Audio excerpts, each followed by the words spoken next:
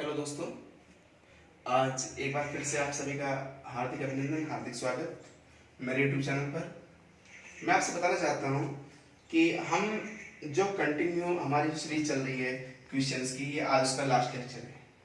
इसके बाद में हम जो नेक्स्ट लेक्चर में पढ़ेंगे, हम वापस अपना स्टडी की तरफ रिटर्न करेंगे। स्टडी में क्या है, जो हमारा जो टॉपिक्स बच गए हैं वेव्स के, उनको हम पूरा करेंगे। उसके बाद में फिर से हम टेस्ट सीरीज शुरू करेंगे। तो अभी जो आज का लेक्चर है, आज के इस लेक्चर में हम पढ़ने वाले हैं इन क्वेश्चंस को। इन क्वेश्चन से रिलेटेड जो भी थ्योरेटिकल पार्ट है, उसका लिंक आपको डिस्क्रिप्शन बॉक्स में मिल जाएगा। तो आप डिस्क्रिप्शन बॉक्स में जाके अगर थ्योरी पढ़ने जाते हैं इस टॉपिक्स की, तो आप थ्योरी मिल जाएगी, और जो पुरानी टेस्ट सीरीज है वो भी आपको डिस्क्रिप्शन बॉक्स में लिंक के द्वारा मिल जाएगी। तो आई होप कि आपको ये पसंद आ रहा होगा, आपको कॉपरेट मुझे मिल रहा है। अगर आपको ये लगातार पसंद आ रहा है तो आप इसको चैनल को सब्सक्राइब करते रहें और वीडियो को सब्सक्राइब करते रहें। ठीक है, अब हम आगे चलते हैं। आज का जो हमारा पहला क्वेश्चन है, यदि डोरी के कंपन की आवृत्ति 2 गुनी कर दी जाए तो डोरी में उत्पन्न तनाव कितना होगा। देखो, हमें दो चीज दी हुई है यहाँ पे। एक तो पहली चीज कंपन की आवृत्ति, दूसरी बात दी हुई है तनाव की बात कर रहा है।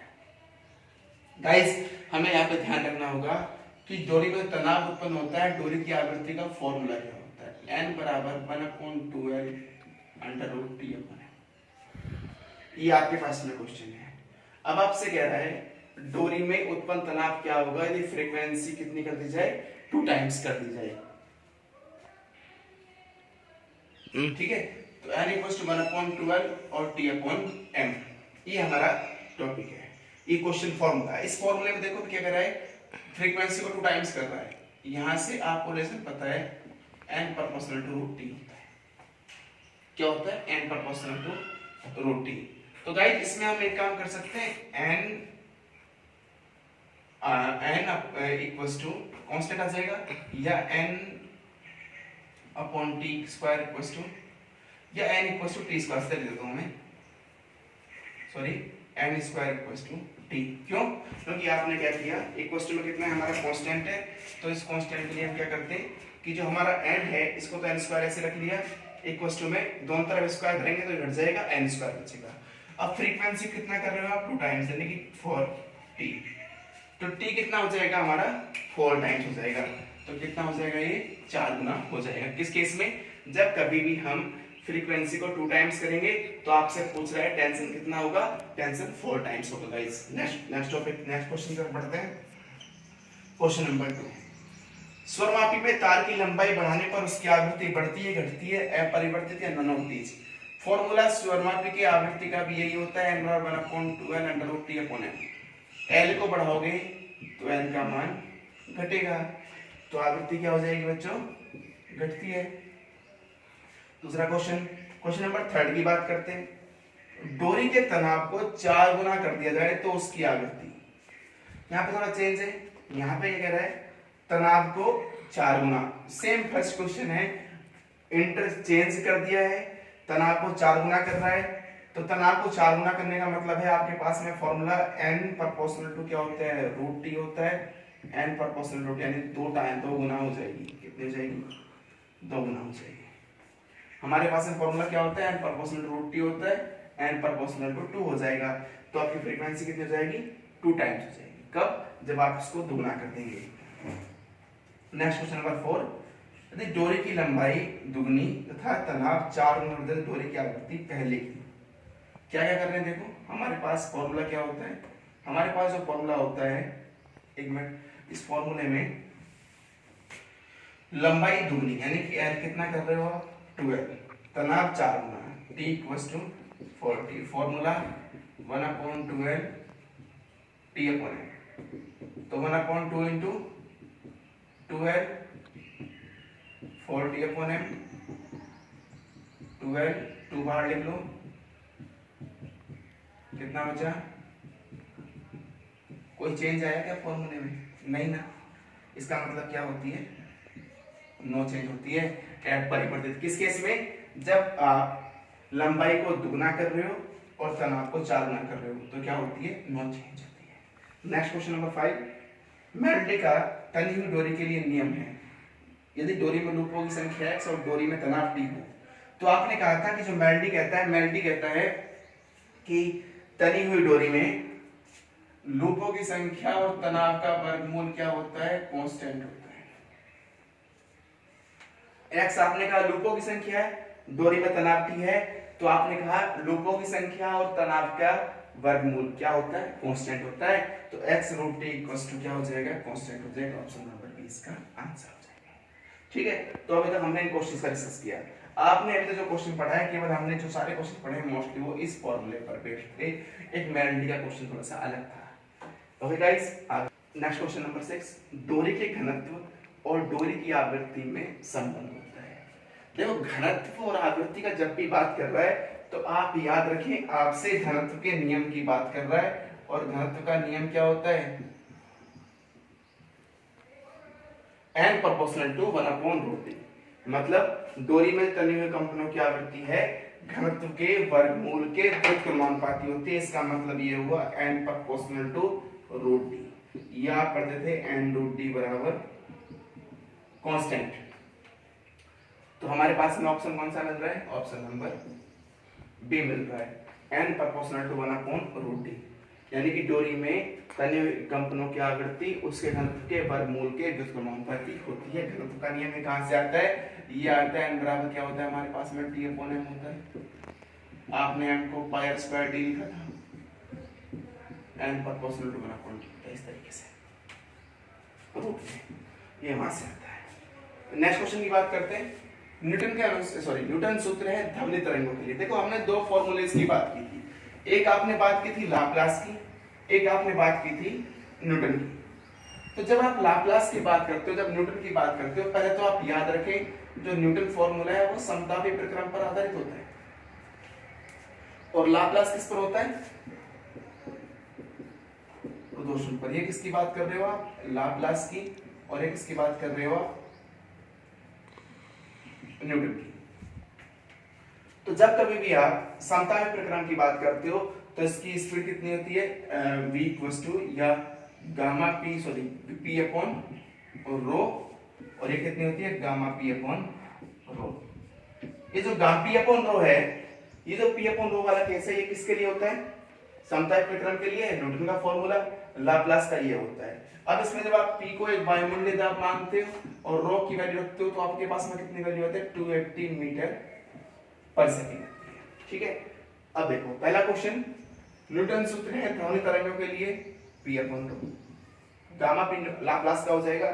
ठीक है, ये है रो अपॉन p, ये ध्यान दें इसमें, ये रो अपॉन p है, ध्यान दें इसको। और थर्ड है p rho upon gamma p। तो अपना ऑप्शन कौन सा होगा, first p upon rho. Newton में ध्वनि तरंग चाल आप लिखा है आपने 280 मीटर पर सेकंड। सेम क्वेश्चन, 280 मीटर पर सेकंड। क्वेश्चन नंबर 9, डोरी के सन्नादियों की आवृत्ति होती है। आपने कहा था कि डोरी में सम और विषम दोनों प्रकार की आवृत्तियां पाई जाती हैं। तो सम विषम का मतलब 1 2 3 4 5 सारी पाई जाएंगी इसमें। और जब कभी आप सम विषम की बात करोगे तो आपका ऑप्शन कौन सा होगा, ऑप्शन नंबर ए होगा। डोरी सन्नादियों की आवृत्ति कितनी होती है, 1 2 3, यानी कि सम विषम दोनों तरह की पाई जाएंगी। अभी हम केवल आवृत्ति की बात कर रहे हैं, मैं यहाँ पे अधिस्वरक की बात नहीं कर रहा हूँ। अगर मैं अधिस्वरक की बात करता हूँ तो उसके लिए हमारे पास में होगा 2 3 4 5। ठीक है, नेक्स्ट क्वेश्चन, स्वरमापी के तार की लंबाई बढ़ाने से उसकी आवृत्ति। गाइस ध्यान दें, जब कभी भी स्वरमापी की बात करें या जनरल कंसेप्ट की बात करें तो फॉर्मूला ऑफ कंसेप्ट क्या होता है हमारे पास में, n equals to 1/12 √t/m। Frequency का फॉर्मूला ये, तनी हुई डोरी की बात करें, किसी भी उपकरण में अगर तार है उसकी बात करें, जिसकी भी बात करें, formula n equals to 1/12 √t/m होता है। तो हमारे पास में कह रहा है लंबाई बढ़ाने पर। गाइस अगर आप l को बढ़ाएंगे तो n तो घटेगा ना, तो आवृत्ति क्या होती है, कम होती है। ठीक है, अगर आपसे कहता है कि लंबाई कम कर दी जाए तो आवृत्ति आपकी बढ़ जाएगी। ठीक है, नेक्स्ट क्वेश्चन, तनी हुई डोरी के लिए मूल आवृत्ति का सूत्र होता है। इस फॉर्मूले को हम कई बार लगातार यूज करते आ रहे हैं, जरूरत नहीं है इसको एक्सप्लेन करने की। n इक्वल्स टू 1/12 √t/m होता है। ऑप्शन नंबर ए हो जाएगा। ठीक है, क्या हो जाएगा, ऑप्शन नंबर ए हो जाएगा। जरूरत नहीं पड़ेगी इसको बार बार एक्सप्लेन करने की, क्योंकि इस फॉर्मूले को हम सवाल मार्क में ही पढ़ा है। उससे पहले लगातार 2-3 जो हमने क्वेश्चन किए थे उनमें भी ये फॉर्मूला यूज हुआ था। नेक्स्ट क्वेश्चन, निम्न में से किस वाद्य यंत्र में अनुदैर्ध्य तरंगें उत्पन्न होंगी? देखो आप एक बात ध्यान रखें, अनुदैर्ध्य तरंग, अगर आपसे किसी में तार बंधा हुआ है, रस्सी बंधी हुई है, कुछ भी है, तो वहां तो अनुप्रस्थ होंगी। अगर वहां पे ऐसा कोई केस नहीं है तो वहां पे कौन सी होंगी, अनुदैर्ध्य, यानी कि आपकी लॉन्गिट्यूडनल वेव्स होंगी। तो लॉन्गिट्यूडनल वेव्स के लिए आप क्या ध्यान रखेंगे भाई, सितार में बिल्कुल होती है, गिटार भी होता है, बांसुरी में नहीं होती, वायलिन में होती है। तो अपना ऑप्शन कौन सा होगा, बांसुरी होगा। तो जो हमारी लॉन्गिट्यूडनल वेव होंगे वो किस में होंगी, बांसुरी में होती हैं। इन तीनों में कौन सी होती है, फिर इन तीनों में होती है आपकी अनुप्रस्थ तरंगें। ठीक है, एक स्वरमापी का तार द्वितीयक अधिस्वरक में गति कर रहा है तो उसमें है। बच्चों ये सबसे इंपॉर्टेंट क्वेश्चन कह सकते हैं, ध्यान देने क्वेश्चन है। आपसे बोल रहा है ये द्वितीय अधिस्वरक, यानी कि आपसे बात की जा रही है तृतीय सनादि आवृत्ति। बच्चों जब कभी भी द्वितीय अधिस्वरक की बात करता है तो वो किसकी बात करता है, तृतीय सनादि आवृत्ति की बात करता है।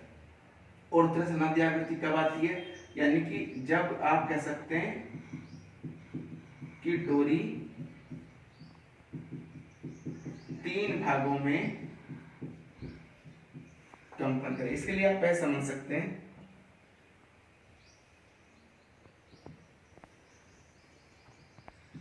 ठीक है। तो कोई लंबाई मान लो कि आपके पास में L लंबाई की डोरी है, यहाँ पे क्या बनता है, बंद सिरे पर निष्पन्न और खुले सिरे पर प्रस्पंद, यानी कि नोड्स बनते हैं बंद सिरे पर और खुले सिरे पर क्या बनता है, एंटी नोड्स बनता है। तो आप क्या बात कर रहे हो, डोरी कितने भागों में कंपन कर रही है, 3 भागों में। 3 भागों का मतलब हमारे पास में जो नोड्स हैं वो कितने हो गए, 4 हो गए, एंटी नोड्स 3 हो गए। तो यहां से भी क्लियर हो जाएगा। अब इसके ट्रिक की बात करते हैं। मैंने आपसे कहा था कि निस्पंदों की संख्या इक्वल्स टू n+1, n+1 कह सकते हो आप, या लिख दो प्रस्पंदों की संख्या +1। ठीक है, अब आपको क्लियर करने के लिए पता होना चाहिए, इसमें हमारे लिए ऑप्शन दे रखे हैं 3 निस्पंद 2 प्रस्पंद, हो सकता है 2 निस्पंद 3 प्रस्पंद, ये बिल्कुल भी नहीं होगा। ये क्यों नहीं होगा, क्योंकि निस्पंदों की संख्या ऑल टाइम तनी हुई डोरी के लिए प्रस्पंदों की संख्या से 1 ज्यादा होती है। जब कभी भी ज्यादा होगी तो ये वाला केस पॉसिबल नहीं होगा। नेक्स्ट क्वेश्चन, 4 निस्पंद बिल्कुल पॉसिबल हो सकता है, ये वाला पॉसिबल नहीं होगा। तो हमारे पास में 2 ऑप्शन बचते हैं, फर्स्ट और सेकंड, ए और सी। ठीक है, तो हम किसकी बात कर रहे हैं, तनी हुई डोरी। कितने भागों में कंपन कर रही है, 3 में। गाइस आप एक बात ध्यान रखना, निस्पंदों की संख्या इक्वल्स टू n+1 मान लेना। n मतलब भाग, कि जितने भी भाग में ये वाइब्रेट करती है, जितने भाग में क्या करती है, ये वाइब्रेट करती है, तो हम क्या करेंगे, n+1 कर देंगे उसको। n+1 का मतलब इस मान लो 3 भाग निस्पंद 3 भागों में कंपन किया, तो निस्पंद कितने हो गए, 3 + 1 = 4। ठीक है, तो 4 निस्पंद और 3 प्रस्पंद इसमें पाए जाएंगे। तो ये ट्रिक आप ध्यान रखें। आपसे निस्पंदों की संख्या पूछता है, इसलिए भागों में कंपन करा रहा है, +1 कर देना, निस्पंदों की संख्या मिल जाएगी। -1 कर दोगे, सॉरी उतने ही रहने दोगे तो आपको क्या मिल जाएगा, प्रस्पंद मिल जाएंगे। ये ध्यान रखना है आपको। इसके बाद में नेक्स्ट क्वेश्चन, तनी हुई डोरी में अधिस्वरकों का अनुपात होता है। मैंने अभी आपसे कहा था कि जो अधिस्वरक होंगे इक्वल्स टू सन्नादि आवृत्ति +1। अगर आपसे कहता है कि आवृत्तियों का, देखो एग्जांपल समझना है कि ये आवृत्ति है आपके पास में, तो अधिस्वरक स्टार्ट कहां से होंगे, 2 से होंगे गाइस। अधिस्वरक मतलब आवृत्ति +1 कह सकते हो, जहां से ये पहले वाला ही कुछ नहीं होता, प्रथम ये होता है, सेकंड थर्ड इस तरीके से चलते हैं। यानी कि मैंने आपसे थ्योरी में बताया था कि अधिसर्गों की संख्या क्या होती है, आवृत्ति की संख्या प्लस 1 होती है। तो जैसे से आपकी आवृत्ति संख्या, मान लो किसी में आवृत्ति आप कहोगे सर ये 1357 है, तो अधिसर्ग क्या होंगे, 357 होंगे बच्चों।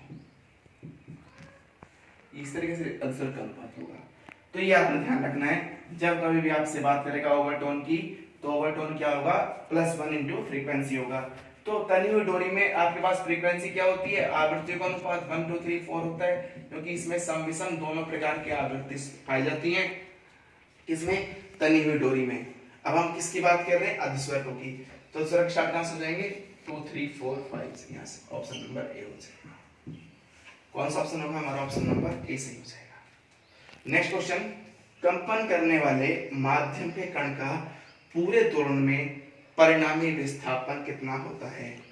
ठीक है, तो पूरे दोलन में परिणामी विस्थापन, पूरे दोलन का मतलब जैसे मान लो कोई पार्टिकल यहां से स्टार्ट हो रहा है, ठीक है, ये आपने इस तरीके से मान लो मूव कर रहा है, यहां से स्टार्ट हो रहा है, गया फिर वापस आया, तो दोलन का पूरा होगा, जा रहा है आ रहा है पूरा दोलन, तो परिणामी विस्थापन कितना हो जाएगा, वहां पे 0 होता है, कुछ भी डिस्प्लेसमेंट नहीं आएगा, क्योंकि कोई दूरी इसमें वो मेजर नहीं करे, कोई भी डिस्टेंस को वो कवर नहीं करता है। तो कंपन करने वाले माध्यम में कण का पूरे दोलन में परिणामी विस्थापन कितना होता है, 0 होता है। तो गाइस ये थे आज के क्वेश्चंस। अब हमने लगभग जो भी पार्ट पढ़ा था उन सब के हमने थ्योरेटिकल क्वेश्चंस और कुछ इंपॉर्टेंट आंकिक प्रश्न, न्यूमेरिकल प्रश्न भी हमने हल कर लिए हैं। अब मैं आपसे बता दूं कि हमारा जो क्वेश्चन वाला सीरीज था, जो हमने पढ़े थे अब तक टॉपिक्स, वो लगभग क्लियर हो चुका है। अब हम जो नेक्स्ट लेक्चर में आगे बढ़ेंगे उस में हम थ्योरेटिकल पार्ट की बात करेंगे, फिर से जो हमारा टॉपिक बचा है वेव्स का उसको पूरा करेंगे। तो शायद मैं नेक्स्ट लेक्चर में कल प्रिंसिपल ऑफ सुपरपोजिशन की बात करूंगा, प्रिंसिपल ऑफ सुपरपोजिशन, फिर उसके पार्ट्स, उसमें इंटरफेरेंस भी है, आपका बीट्स भी है, स्टेशनरी वेव्स भी है, लिसाजूस फिगर भी है, और प्रिंसिपल ऑफ सुपरपोजिशन से भी क्वेश्चन बन जाता है खुद ही भी। ठीक है, तो हम उनकी बात करेंगे कल से, हम प्रिंसिपल ऑफ सुपरपोजिशन को स्टार्ट करेंगे। तो गाइस आप ध्यान दें, जो हमने क्वेश्चंस पढ़े हैं वो सब आपके लिए हेल्पफुल होंगे। आई होप कि आपको ये जरूर पसंद आएगा, और आपको पसंद आता है लाइक भी करें, सब्सक्राइब करें। अच्छा, उसके अलावा मैं आपको बता दूं कि अगर आपने कोई भी क्वेश्चंस है तो आप मेरे व्हाट्सएप नंबर जो डिस्क्रिप्शन बॉक्स में मिल जाएगा, उसके अलावा कमेंट बॉक्स में जाकर भी पूछ सकते हैं। नेक्स्ट थिंग, आपको ये क्वेश्चन जो भी मैंने आपके क्वेश्चंस लिखे हैं वो सारे क्वेश्चंस आपके इंपॉर्टेंट क्वेश्चंस हैं, और वे सभी के सभी क्वेश्चंस आपके पूर्व एग्जाम्स एयरफोर्स नेवी में पूछे गए हैं, इनसे बाहर एक भी क्वेश्चन नहीं आता है। ठीक guys, thank you for watching this video, we will meet you next time, next video. Thank you.